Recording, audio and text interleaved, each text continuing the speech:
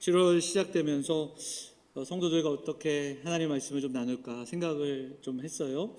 5월 달에는 가정 관련된 이야기, 또 우리 자녀들 이야기를 좀 계속해서 주제를 가지고 했고요.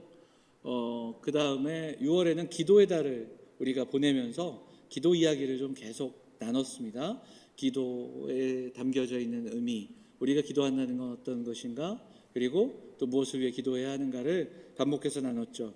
그래서 7월과 8월에 어떤 주제를 가지고 나눌까 하다가 주제를 2달이나 했기에 다시 좀 성경 한 권을 좀 했으면 좋겠다 하는 마음을 갖고 고민하다가 저희가 2년 전에 사무엘상을 했습니다. 사무엘상 하고 끝냈는데 사무엘서를 끝내기 위해서 사무엘하를 먼저 좀 나눠보고자 합니다. 그래서 몇 주가 될까는 모르겠으나 그럼에도 불구하고 사무엘하, 사무엘상의 후편, 벌써 한 2년 됐으니까 사무엘상이 가물가물하시겠지만 우리가 잘 아는 다윗 이야기로 이어지고, 사무엘상은 사무엘과 사울과 다윗으로 이어지는 이스라엘의 초기 역사인데 이미 그 얘기를 나눴고요. 이제 사무엘하는 다윗을 중심으로 하는 왕국의 통치 역사를 기록하는데요.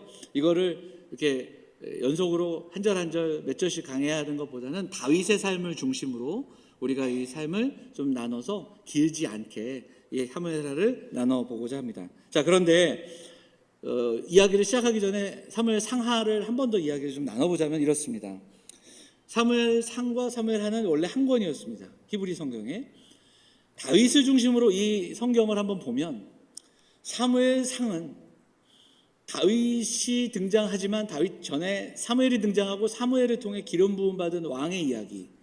자, 그런데 다윗의 삶만을 놓고 볼 때 사무엘상은 기름 부음 받았지만 다윗은 도망자가 되고 고난과 어려움을 겪습니다. 그러니까 삶은 바닥으로 내려가는 것 같은데 정작 그의 영적인 삶은 상승합니다. 정말 그 시간 속에 하나님을 만나고 하나님의 노래하고 했던 수많은 시편이 다 그때 사무엘상을 배경으로 쓰여졌고요. 그리고 하나님의 영광을 위해 살아가고자 하는 몸부림이 있습니다. 그래서 어찌 보면 환경은 그래프가 밑으로 내려가지만 그의 영적인 삶은 올라가는 그런 모습이 사무엘상입니다. 자, 반대로 우리가 살펴보게 될 사무엘하는 본격적으로 왕이 되어 이제 고난이 끝나고 왕자에 앉아 그 통일 왕국을 이뤄가는 과정, 그리고 통일 왕국에서 왕이 되어 그 나라를 통치하는 다윗의 이야기가 사무엘하입니다. 그럼 여러분, 이 그래프는 어떻게 될까요? 환경을 볼 때 아래에 있던 그래프가 환경이 좋아지는 거죠. 다윗은 권력자가 되고요, 왕이 되고요, 그리고 그 왕의 삶을 살아가게 됩니다. 이제 그는 평안한 삶을 살아가는 것 같아요. 자, 그런데 사무엘하를 읽어가면서 우리가 보겠지만 다윗의 영적인 삶, 그 영적인 모습은 오히려 그래프는 아래로 내려가는 것을 보게 됩니다. 그래서 우리가 잘 아는 대로 큰 범죄도 이때 있고요, 또 다윗의 말년의 삶에 또 이어지는 그 아픈 이야기들도 나오는 것을 보게 됩니다. 사무엘상은 고난 가운데에 영광을 기록했다면 사무엘하는 평안 가운데 실패를 오히려 기록한 그런 기록입니다. 자, 이 이야기를 말씀을 드리는 것은 그래서 사무엘하를 시작하는 우리에게 이 사무엘하는 더 좀 가깝고 현실적입니다. 고난 가운데 그 고난을 이겨내고 하나님의 영광을 노래하는 그 장면이 사실은 우리가 바라볼 때 쉽지 않은 장면입니다. 그리고 무겁습니다. 우리도 과연 저렇게 살아야 하는데 그렇게 살 수 있을지. 그런데 오히려 사무엘하에 나타나는 다윗의 실패와 눈물과 그리고 삶의 어떤 여정을 보면 지금 우리와 다르지 않다. 그리고 우리의 모습, 우리의 연약함, 우리의 눈물, 땀, 그것이 담겨 있는 것을 보게 됩니다. 그래서 다윗의 삶을 통해 우리의 현실을 마주하게 되고 우리의 연약함도 만나게 되는 겁니다. 그래서 우리에게 조금 더 현실적이고 유익하지 않은가, 그런 생각을 해봅니다. 하지만 사무엘상과 하가 함께 만나는 지점 속에서 전체적인 그 큰 그림 속에서의 선포와 메시지는 하나님 나라입니다. 사울이 통치하고 다윗이 통치하고 그 이후에 솔로몬으로 이어지지만 하나님께서 원하시는 하나님의 나라, 그 나라는 과연 무엇인가를 보여주는 것이 사무엘상 하인 것을 보게 됩니다. 몇 주가 될지는 모르지만 이 사무엘하를 통해 다윗의 삶을 나눠보고요, 함께 하나님의 백성들에게 들려주시는 하나님의 나라 이야기를 함께 묵상하면서 오늘 우리도 실패하고 넘어지기도 하고 주저앉기도 하지만 그러나 그 삶을 회복시키시는 그리고 그 안에 있는 하나님 나라 이야기를 우리도 좀 묵상하고 적용하는 그런 귀한 시간들이 됐으면 좋겠습니다. 자, 우리가 5절부터 읽었는데 1절만 한번 보면 1절이 어떻게 시작이 되는가 한번 보겠습니다. 1절만 읽어볼까요? 사울이 죽은 후에 다윗이 아말렉 사람을 쳐 죽이고 돌아와 다윗이 시글락에서 이틀을 머물더니. 자, 1장 사무엘하 1장이 어떻게 시작이 됩니까? 아주 분명한 두 개의 구절. 사울이 죽은 후에로 시작이 됩니다. 제가 아까 사무엘서가 원래 한 권이라고 말씀을 드렸습니다. 히브리 성경으로 히브리인들에게 기록으로는 한 권이에요. 그런데 나중에 70인역이라든가 이 성경들을 66권으로 만들어가는 과정에서 나눴을 겁니다. 나눴을 때 고민이 있겠죠. 어디서 상하를 나눌까. 근데 많은 학자들이 그리고 또 그 나누는 기준 속에 참 가장 적당한 구절을 찾지 않았는가 생각이 듭니다. 그 구절은 뭡니까? 사울이 죽은 후에입니다. 이게 굉장히 의미가 있겠죠.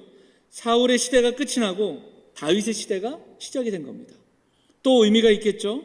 사울이 죽은 후에 이 짧은 구절이 상징하는 것. 사울이 누굽니까? 사울이 누굽니까? 왕이었죠. 사울이 다윗을 어떻게 대했습니까? 골리앗을 이겼을 때 그리고 이긴 후에 사울은 약속을 지키는 듯 했지만 그래서 사위도 삼고 그리고 장군도 삼고 했지만 그러나 다윗이 자기의 권력에 해가 될 것 두려워하여 다윗을 죽이려고 합니다. 다윗은 도망자가 되고요. 다윗의 그 젊은 날 삶, 기름 부음 받았지만 그의 삶은 도망자의 신세로 광야를 헤맵니다. 그래서 그 시간 속에서 다윗에게 사울은 어떤 존재였을까요? 다윗의 삶의 큰 걸림돌, 고통의 주범, 그것은 누구였을까요? 사울이 아니었을까 생각이 됩니다. 그런데 그 사울이 지금 어떻게 됐습니까? 죽었어요. 여러분 이것을 어떻게 생각해 볼 수 있을까? 그래서 제가 말씀을 준비하면서 제목을 생각하다가 알터니가 빠진다 해도 사울은 다윗에게 정말 알터니 같은 그런 존재가 아니었을까요? 정말 시시각각으로 너무 힘들게 하고 아프게 하고 그런 존재가 아니었을까? 그러면 사울이 죽은 후에 이 소식을 들은 다윗은 어떤 기분이었고 어떤 생각을 하고 어떤 상황이 될까요? 여러분 이가 아파서 치과에 가신 적이 있으시죠? 누구나 치과 가는 거 좋아하지 않고 저도 치과 가는 게 정말 싫은데 아픈 일을 참는 건 더 어려운 거예요. 치과 가서 빼고 나면 시원합니다. 그래서 그렇게 얘기들을 하죠. 다윗에게 사울은 그런 존재가 아니었을까? 그런데 그렇게 생각해 볼 수 있는데 오늘 우리가 읽었던 본문 그 내용을 보면 다윗이 사울의 죽음을 듣고 보여준 태도는 전혀 다른 태도라는 겁니다. 여러분 알터니가 빠지면 시원하고 기분이 좋고 그래서 이제 살만한 그런 시간, 이제는 좀 살만하겠구나 그런 생각을 할 텐데 그렇지 않아요. 이제 좀 내가 쉬겠구나, 이제 내가 무언가를 해볼 수 있겠구나 안심하는 그런 모습이 아니라 가장 먼저 다윗은 애통해합니다. 슬퍼합니다.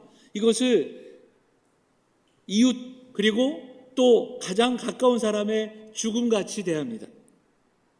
그리고 오늘 본문을 우리가 읽었는데요. 본문에서 이 일을 통해 다윗에게 인정받고자 했던 아말렉 소년이 나옵니다. 그를 처형하는 그런 내용이 나옵니다. 과연 왜 그럴까요? 자, 11절, 12절을 보면 이렇게 시작이 되죠. 이에 다윗이 자기 옷을 잡아 찢음에 함께 있는 모든 사람도 그리하고. 그러니까 12절 한번 읽어볼까요? 12절 같이 읽겠습니다. 시작.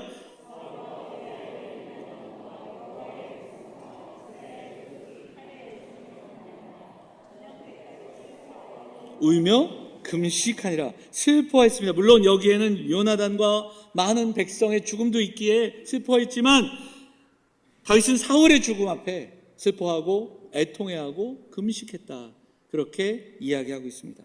자, 이 본문을 해석하는 몇 가지 해석이 있습니다. 첫째, 좀 요즘 시대에서도 이렇게 보면서 적용해 볼 수 있는데 이것을 다윗의 뛰어난 정치력으로 해석합니다. 정무감각, 정치력. 이게 무슨 말입니까? 아직은 사울과 다윗의 편이 나눠져 있습니다. 그래서 다윗은 이 장면을 통해 사울의 편까지도 품는, 사울을 적으로 대한 적이 없고 사울의 죽음을 함께 슬퍼하면서 사울의 편까지도 다윗의 편으로 삼는 장면이다. 이렇게도 이야기하는 해석도 있습니다. 또 한 가지, 다윗의 뛰어난 정말 훌륭한 성품으로 해석하기도 합니다. 다윗이 갖고 있는 그 성품, 타인을 대하는 마음, 그 성품으로도 해석합니다. 하지만 이 두 가지 가지고는 부족하지 않은가. 그리고 이 본문을 가만히 읽어보면 그렇다면 굳이 이 아말렉 소년을 죽일 이유까지는 없지 않았을까 하는 생각도 해보게 되죠. 그래서 이 본문을 해석하는 또 하나의 해석은 바로 다윗이 지금 사울의 죽음을 대하는 그 마음이 과연 무엇인가 한 번 더 생각해 보게 하는 내용입니다. 자, 14절 한번 보겠습니다. 14절 같이 읽어볼까요? 14절 같이 나누겠습니다. 시작. 다윗이 그에게 이르되 네가 어찌하여 손을 들어 여호와의 기름 부음 받은 자 죽이기를 두려워하지 아니하느냐 하고, 다윗이 아말렉 청년을 혼을 내는데 그때 했던 이야기가 뭡니까? 여호와의 기름 부음 받은 자를 왜 죽였는가? 네가 그럴 자격이 없다라는 겁니다. 기름 부음 받은 자, 하나님이 세운 자를 왜 함부로 대했는가? 그렇게 이야기합니다. 여기서의 핵심이 뭘까요? 기름 부음 받은 자를 함부로 하지 말라. 여기에 초점을 맞추는 해석도 있습니다. 옛날 많은 목사님들이 이 구절 가져다가 많이 이야기합니다. 목회자를 함부로 대하면 안 됩니다. 이렇게 이 구절로. 근데 과연 기름 부음 받은 자가 지금의 목회자입니까? 그렇게 따지면 안수 받은 자를 생각해 본다면 목회자만 아니라 장로님들도 그렇고 안수 집사님들도 마찬가지 안수 받았죠. 그러나 그들만이겠습니까? 그렇지 않습니다. 이 구절은 더 폭넓게 해석할 수 있겠죠. 왜냐하면 하나님께서 택하신 백성들, 하나님이 이 땅 가운데 심으신 하나님의 사람들, 예수 그리스도를 통해 이 땅에 자녀 삼으신 수많은 사람들이 존귀하다라는 겁니다. 그러니까 다 해당이 되죠. 베드로 사도는 우리들을 뭐라고 얘기합니까? 우리가 이 땅을 살아가는 거룩한 왕 같은 제사장이라고 베드로 사도고 이야기했기 때문입니다. 여기서 핵심은 기름 부음 받은 자를 왜 그렇게 했는가가 아니라 기름 부음을 누가 했는가예요. 누가 했습니까? 하나님이에요. 하나님의 질서가 있고 하나님의 통치가 있고 하나님의 권세가 있는 거예요. 왜 하나님의 질서 안으로 들어가 자기가 그것을 마음대로 했는가? 하나님의 통치 권세. 그러니까 다윗의 삶 속에서 사무엘상의 고난 속에서도 견뎌내고, 그리고 시편을 우리에게 들려주고, 그리고 그가 영적으로 상승할 수 있었던 여러 가지 모습 중에 하나, 그리고 그의 고백을 살펴보면 하나님의 통치와 질서를 그는 믿고 그리고 그 안에서 살아가고 있기에 우리가 잘 아는 대로 동굴 안에서 사울을 만나 그를 죽일 수도 있던 상황 속에서도 그는 함부로 하지 않으며 하나님이 움직이실 때까지 기다렸던 그 모습을 우리에게 보여주고 있다는 겁니다. 다윗이 여기서 강조하는 건 하나님의 통치입니다. 하나님의 다스림. 하나님보다 내가 앞설 수 없으며 하나님보다 내가 먼저 판단하고 결정할 수 없다는 것을 여러 차례 경험했고, 그리고 그것을 귀히 여겼기에, 그것을 귀히 여겼던 다윗에게 사실 사울은 걸림돌이 될 수 없었던 겁니다. 왜냐하면 다윗의 삶을 하나님이 주관하고 계시고 하나님이 오늘도 통치하고 계심을 믿으며 하루하루 살았던 다윗에게 사울이 그를 괴롭히고 그를 힘들게 하는 것, 그것은 그렇게 문제가 되지 않았더라는 겁니다. 그리고 하나님이 세우신 왕, 그 왕이기에 그 권세를 오히려 인정하는 다윗을 보게 됩니다. 사랑하는 여러분, 우리가 그렇습니다. 이 땅을 살아갈 때 성도는 하나님이 부르셨고 그리고 존귀한 존재로 세워주셨습니다. 더 나아가 이 땅의 역사를 그래서 하나님이 주관하고 계시는 겁니다. 우리가 이것을 기억해야 됩니다. 사무엘 상하는 이 이야기를 계속해서 우리에게 들려줍니다. 그러면 하나님의 통치를 안다, 하나님의 통치를 기억한다는 건 뭐냐면 그 하나님이 오늘도 함께 하시고 하나님이 베풀어 주신 은혜를 기억하며 살아가는 겁니다. 힘들고 어렵지만, 그러니까 어려운 상황은 우리에게 분명히 있습니다. 골리앗이 찾아오고 사울이 또 찾아와 우리를 힘들게 하는 우리의 삶의 골리앗과 사울은 분명히 있습니다. 하지만 하나님의 통치를 믿기에, 그리고 하나님의 은혜를 우리가 힘입기에 그 은혜에 기대어 살아가는 겁니다. 오늘 주보에 보면 제가 미리 이야기하지 않았는데 어떻게 오늘 그 팀켈러 목사님의 용서를 배우다라는 책의 글이 생각하는 공간에 나옵니다. 그 글을 보면 거기에 용서에 대한 이야기를 그 책에서 어떻게 정리하냐면, 용서할 수 있는 이유는 우리의 성품과 상황과 환경이 아니라 하나님의 은혜를 알 때 온전히 용서할 수 있다라는 얘기를 여러 차례 들려줍니다. 가해자를 용서하고 화해의 손길을 보낼 수 있는 이유는 하나님의 용서를 깨달을 때 진정한 용서가 가능하다. 그래서 용서의 기초는 하나님의 진노와 사랑의 균형이다. 이런 이야기를 들려줍니다. 오늘을 살아가는 우리도 마찬가지입니다. 비난과 그리고 조롱과 차별과 미움이 가득한 시대 속에서 우리가 이제 대선도 끝났지만 선거 한번 치르고 나면 양편에서 서로 비난하고 그리고 또 차별하고 미워하고 나뉘어 또 그런 모습들이 가득한 이 시대 속에서 성도는 다윗이 불렀던 이 애가와 눈물과 이 찬양과 그리고 이 모습들을, 이 고백을 묵상하면서 우리가 이 땅을 살아갈 때 우리가 회복해야 할 것은 정말 그 하나님의 질서 아래 하나님의 다스림 안에 우리가 살아가고 있음을 기억하고 그리고 그 고백 안에서 하나님의 은혜에 기대어 그 하나님의 은혜를 붙들고 살아가는 믿음의 삶이 되어야 한다. 그래서 다윗에게 사울이 걸림돌이 아니었듯이 우리가 이 땅을 살아가며 만나는 수많은 문제, 그것이 우리의 인생을 결정짓지 않는다는 것을 분명히 깨닫고 오늘도 하나님의 은혜를 붙들고 하나님의 은혜 안에 살아가는 사랑하는 성도들이 되어야 할 줄 믿습니다. 여러분, 사울이 죽었다고 해서 다윗의 삶이 더 영광되고 온전해지는 건 아닙니다. 그걸 다윗이 경험했거든요. 자, 다윗의 인생의 가치를 결정하는 것은 사울이 아니라는 것을 다윗은 분명히 깨달았습니다. 그러기에 그는 수많은 시편에서 하나님의 은혜를 노래했고 하나님을 고백하죠. 사무엘상을 다시 한번 얘기하자면 다윗의 삶은 사무엘상에서 어찌 보면 사울로 인해 고난은 있었으나 하나님께 더 가까이 나갑니다. 그래서 하나님을 노래하고 하나님을 찬양합니다. 다윗에게 사울은 오히려 고난은 하나님을 만나는 시간이었습니다. 그리고 다윗은 그 시간들을 통해 하나님의 말씀을 붙들며 노래합니다. 다윗의 인생은 언제 망가집니까? 평안할 때, 왕이 되었을 때, 사울이 사라졌을 때. 근데 그는 자신 안에 있는 욕망을 이겨내지 못하고 범죄하고 강간하고 그리고 살인합니다. 이것은 그가 고난 가운데 있었던 일이 아닙니다. 그러니까 다윗의 인생을 결정짓는 건 환경이나 상황이나 어느 누구가 아니라 자기 자신이 아니라 하나님이 그 인생을 붙들고 계심을 잊고 살아갈 때 그는 무너지게 되는 겁니다. 하나님이 그의 인생을 붙들어 주셨습니다.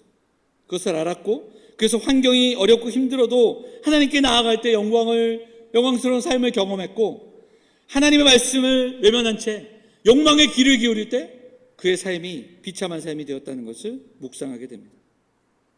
여러분, 그렇다면 우리는 어떻습니까? 여러분, 우리 인생의 걸림돌은 무엇입니까? 여러분 지금 살아가면서 여러분을 넘어지게 하거나 여러분을 상처 주거나 여러분을 힘들게 하는 건 뭡니까? 분명히 다 있습니다. 누구에게나 있죠. 경제적인 상황이 그렇고 건강이 그렇고 자녀의 문제들도 그렇고 하지만 문제는 끊임없이 우리에게 찾아오고 우리에게 있지만 그래서 우리가 이것을 기도하고 간구하지만 그러나 이것이 나의 인생을 결정짓지는 않습니다. 여러분, 문제가 하나 해결됐어요. 그러면 여러분 인생이 정말 꽃길로 바뀌고 여러분의 신앙이 온전해지고 정말 하나님의 영광을 위해 살아가던가요? 문제 하나 해결된다고 그렇게 되던가요? 그렇지 않습니다. 저 사람만 없으면 참 좋겠는데 그럴 때가 있습니다. 이 일만 해결된다면, 이 문제만 사라진다면, 근데 그것이 끝나고 나면 또 다른 문제가 인생에서 찾아옵니다. 말씀 준비하면서 생각이 나서 좀 부끄럽지만 얘기를 하면 여러분 믿기 힘드시겠지만 제가 중학교 1학년, 2학년 때까지 굉장히 말랐어요. 예. 키도 되게 작았습니다. 앞에 앉고요. 그리고 굉장히 왜소했습니다. 앞에 중학교 2학년 때였어요. 2학년 1학기 시작할 때 학교가 시작됐는데 저 뒤에 앉은 녀석이 괴롭히기 시작하는 거예요. 괴롭혔습니다. 저를 막 때리고 막 괴롭히고 안 되겠다 생각으로 한번 맞섰습니다. 어떻게 됐을까요? 되게 맞았어요. 졌어요.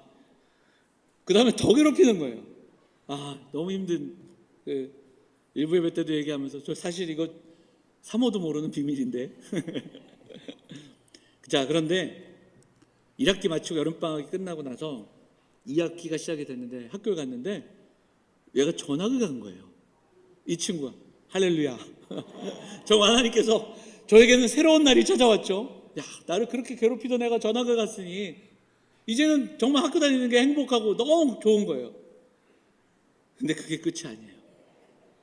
딴 놈들이 괴롭히기 시작하는 거예요. 중학교 2학년 때는 그랬습니다. 중학교 3학년이 됐는데 저를 괴롭히는 애들이 없어요. 왜 그랬을까요? 제가 중2에서 중3 올라갈 때 키가 갑자기 컸어요. 그냥 이렇게 그럴 때가 있잖아요. 제 기억에 중2에서 중3 때 키가 한 이만큼은 큰 것 같아요. 그러면서 등치도 커졌죠. 그러니까 올라가서 딱 뒤에 앉게 되고요. 저를 괴롭히던 애들이 없어요. 괴롭힘을 당하진 않더라고요. 사실은 이건 아주 사소한 이야기인데 왜 이럴까요? 문제는 걔네들이 아니라 저에게 있는 것이고 제가 바뀌어야 되는 거고, 중학교 학생의 삶도, 사소한 삶도 이렇지인데, 그러면 우리의 인생에 수많은 문제가 찾아오고 수많은 괴롭힘이 있고 수많은 골리앗과 사울이 우리를 마주하게 될 때 우리 항상 그 탓을 하게 되고, 이것만 사라지면, 이 문제만 해결되면, 그래서 한 번만 눈 딱 감으면, 그래서 세상적인 방법으로 해결하기도 하고 사람을 의지하기도 하고 그렇게 하지만 정말 그러면 다 해결되던가 그렇지 않더라는 겁니다. 이스라엘도 그랬어요. 이스라엘 문제는 정말 수도 없이 많았습니다. 그러면 그 문제가 해결됐을 때 그들이 감사함으로 정말 그들의 외면만이 아니라 내면이 정말 더 성숙해지던가 그렇지 않아요. 이스라엘 백성들이 애굽에 있을 때 하나님께 부르짖었습니다. 부르짖음을 들으시고 하나님이 애굽에서 건져내시면서 홍해를 건너게 하셨죠. 만나를 먹이시죠. 물을 주시죠. 그랬는데 그 사건 하나하나 끝나면 그들이 성숙해지던가요? 그들의 삶이 완전히 달라지던가요? 그렇지 않아요. 반복됩니다. 우리가 출애굽기, 레위기, 민수기, 신명기 다 읽어봤지만 그들이 그런 문제 해결된다고 그들이 변하지 않습니다. 쉽게. 사사기를 보면 사사기에서 보여주는 모습들이 그렇습니다. 하나의 반복되는 이야기. 그들이 또 그러면서 여호와를 잊고 또 괴롭힘 당하고 그때 부르짖고 하나님이 건져주시면 세월이 흘러 또 그들이 여호와를 잊고, 이런 반복되는 이야기, 그 이야기가 이스라엘의 이야기입니다. 한번 해결해 주시면 그 다음엔 좀 거룩해지고 영적으로 성숙해져야 되는데 그렇지 않다라는 거죠. 이것은 우리도 마찬가지입니다. 이 땅에서의 현실과 그리고 어려움은 해결되기도 하지만 또 찾아옵니다. 세월이 흐를수록 또 다른 문제가 다가옵니다. 자녀들 키우면, 자녀들 대학 보내면, 시집장가 보내면, 근데 그게 아니잖아요. 인생에 있는 수많은 문제들도 마찬가지입니다. 여러분, 그러나 중요한 것은 다윗이 보여주듯이 그 모든 문제들이 저와 여러분의 인생을 결정짓지 않는다는 겁니다. 그것이 우리의 인생을 결정짓는 게 아니라 무엇이 우리의 인생을 결정짓는지를 우리는 분명히 알고 깨달아 살아가야 됩니다. 우리가 코로나 때 모여 예배하지도 못했습니다. 흩어져서 예배할 때 예배의 얼마나 소중함을 이야기했습니까? 예배할 수 있음이 당연한 것이 아님을 깨달았습니다. 행복함이 정말 이것이 주시는 매일매일의 행복이 당연한 게 아니었습니다. 우리 고백하며 찬양해서 그때 모여서 예배할 수 있을 때 얼마나 우리에게 감격이 있었습니까? 지금은 어떻습니까? 여러분, 그 감격으로 주일을 맞이합니까? 당연한 것이 아닌 이렇게 모여 예배할 수 있는 것이 얼마나 귀한가 오늘 한 번 더 생각하고 예배하십니까? 여러분, 경제적으로 어려울 수 있고 우리가 건강을 때로는 잃을 수 있고 또 치료받을 때가 있고 힘들 때가 있습니다. 이번에만 나으면 나아질 것이고 그러면 내가 정말 하나님 신앙생활 잘하겠습니다. 이 문제 하나님 그렇게 기도할 때가 없습니까? 있어요. 그런데 풍성해지거나 회복되면 우리의 영성이, 우리의 신앙이 정말 회복되고 그렇게 살아가던가요? 참 그렇지가 않더라는 거예요. 다윗의 삶이 우리에게 보여주는 겁니다. 여러분, 다윗의 인생을 결정하는 것이 사울이 아니었고 환경이 아니었듯이 우리의 인생도 마찬가지입니다. 지금 병석에서, 지금 여기서 함께 예배하지 못하고 병석에서 예배하는 성도들, 또 힘들고 어려운 문제로 지금 말할 수 없는 탄식으로 가지고 나와 예배하는 우리 성도들 기억하시고, 정말 어려운 것은, 정말 하면 안 되는 것은 그 문제 때문에 하나님을 외면하는 것, 그 문제로 인해 하나님의 말씀을 뒤로 한 채 욕망을 따라가는 것, 그것이 문제입니다. 결국 제일 큰 문제는 죄이고 죄의 문제고 죄와 싸우지 못하는, 그 고통의 근원과 싸우지 못하는 우리들의 연약함입니다. 그런데 이 지점에서 우리에게 소망이 있는 것은 그 죄의 문제를 우리는 해결할 수 없지만, 그래서 하나님께서 이 땅에 예수 그리스도를 보내시고 우리에게 있어서 우리가 다 해결할 수 없는, 우리 그 힘으로 감당할 수 없는 그 죄의 문제를 해결해 주시고, 그래서 예수 그리스도를 통해 우리가 죄와 싸울 수 있는 사람들로 불러주셨다라는 겁니다.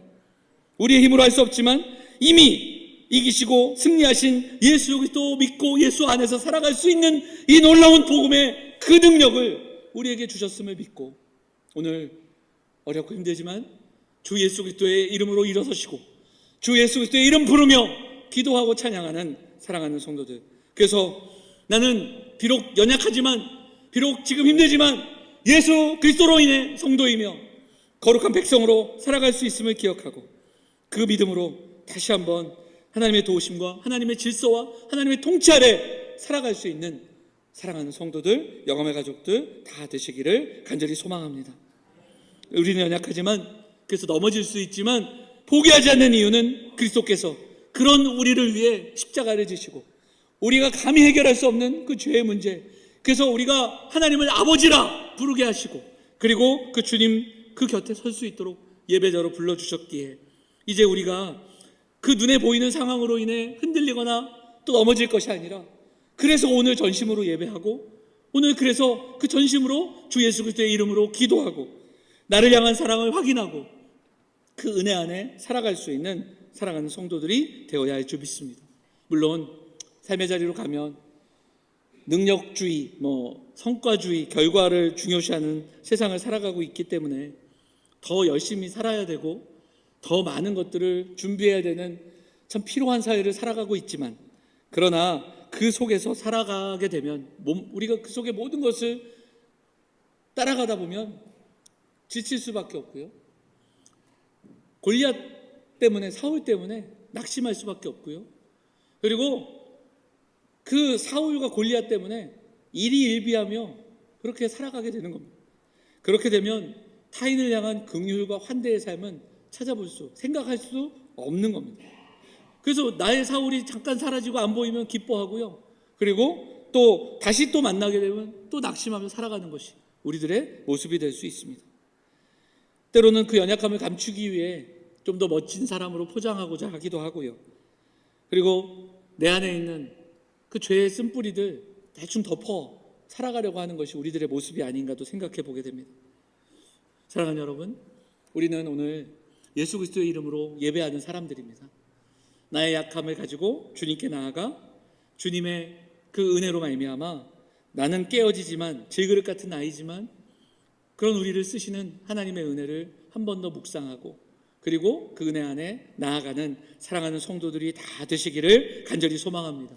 우리의 예배가, 우리의 기도가, 그리고 우리의 삶이 조금 더 변화되기를, 여전히 삶은 힘들고 우리에게 있는 문제는 또 찾아올 수 있겠지만 하나님 내 마음에 좌정하여 주시고 우리 예배를 받아주시고 그저 현실의 필요, 내 삶에 그 사울이 없어지기를, 골리앗 없어지기만을 그렇게 몸부림치는 우리가 아니라 하나님이 우리에게 심겨주신 더 크고 놀라운 은혜, 그리고 이 땅을 살아가며 하나님의 백성답게 그리고 주의 자녀답게 살아가는 그 놀라운 꿈, 그 은혜, 아름답고 위대하고 영광스러운 그 소망을 가지고 죄와 싸우고 그리고 이기고 하나님의 뜻을, 하나님의 거룩한 통치를 조금이지만 살아낼 수 있는, 그래서 우리도 다윗이 불렀던 그 노래들 부르며 하나님의 은혜를 좀 보여주며 자랑하며 증거하며 살아갈 수 있는 믿음의 사람들, 그 거룩한 통치 아래 살아가는 내가 되기를 기도하고 우리가 되기를 소망하는 사랑하는 성도들이 되어서 이 땅을 살아갈 때 수많은 어려움들이 있지만 그 문제 앞에서 오히려 하나님의 영광을 찬양하고 그리고 그 문제를 이기게 하시는 하나님의 그 능력을 경험하고 그리고 그 하나님께서, 그 예수 그리스도께서 우리에게 드러나시는 아름다운 그 은혜의 도구로 살아가시는 사랑하는 성도들, 우리 영암의 가족들이 다 되시기를 주의 이름으로 축원을 드립니다.